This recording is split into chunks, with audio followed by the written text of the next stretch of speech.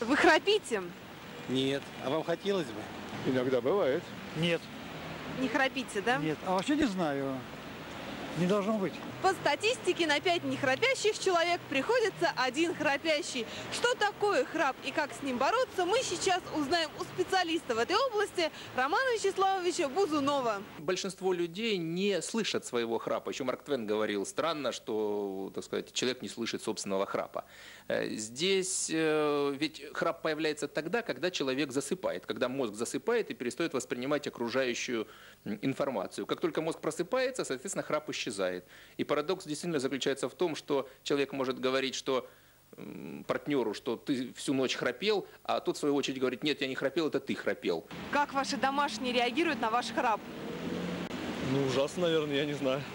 То есть не будет, ничего, не пинают вас? Ну, бывает так душка так толкнут, как бы. И все, да? Ну, да. Когда как, но в основном ужасно. Что делают? Бьют и будет. Если не очень храпеть, то нормально. Если человек храпит даже очень громко, но постоянно, то есть непрерывно, то это может быть не проблема, то есть это может быть не осложненный храп. А вот если у человека всхрапывает, потом затихает и возникает фактически остановка дыхания во сне, то есть такой прерывистый храп, вот это может быть симптомом болезни остановок дыхания во сне. Как вы боретесь с храпом? Никак. Как-нибудь вообще пробовали, нет? А что тут пробовать, когда без толку? Переворачиваюсь на другой бок в основном. Бесполезно. Нужно просто смириться, наверное, и все привыкнуть. Если есть явные анатомические дефекты на уровне носа, глотки, то их нужно хирургически удалять. Но если таковых нет, а у человека тяжелая форма, то применяются уже такие достаточно серьезные методы лечения, применяется фактически вспомогательная вентиляция, когда используется специальный аппарат, вот он такой, к нему подсоединяется Пылесос. трубка. Ну, да, компрессор, только он дует наружу воздух. Соответственно, подсоединяется трубка, и эта маска одевается человеку на нос. Давайте попробуем примерить. Так, сейчас мы на вас ее оденем. Интервью продолжится в маске. Мама. Ничего. Так, сейчас мы наладим ее.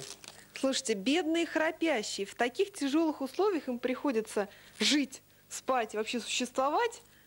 А вид, наверное, со стороны просто Да, и вот здесь потрясающий. еще и трубочка такая. Вот так. Вообще, наверное, все слоны мне обзавидуются по длине хобота. Вот как с этим можно спать? Опять же, все зависит от степени тяжести. Если на здорового человека, на вас, да, одеть этот аппарат и сказать «спите в нем», еще будет дуть поток воздуха, вы скажете, а я и без этого, вообще-то говоря, хорошо сплю.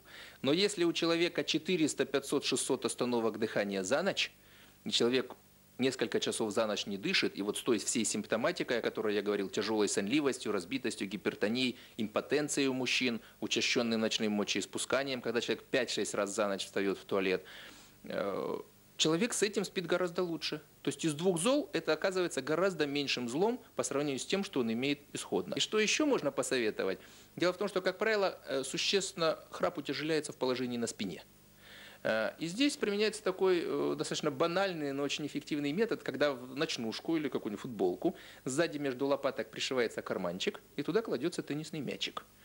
Соответственно, переворот человека на спину его будет, он опять переворачивается на бок. Вместо того, что там толчок соседа, да, или какой-нибудь летящий тапок. Вот, соответственно, просто человек сам проснется и перевернется опять на бок, и, возможно, перестанет храпеть. То есть в легких формах ведь храп только на спине бывает.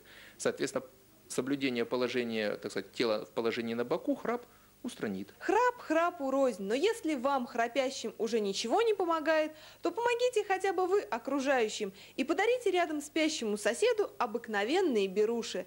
Тогда он уже ничего не услышит. А? Кого позвать? Светлана Соловых, Дмитрий Фроловцев. Наши в городе.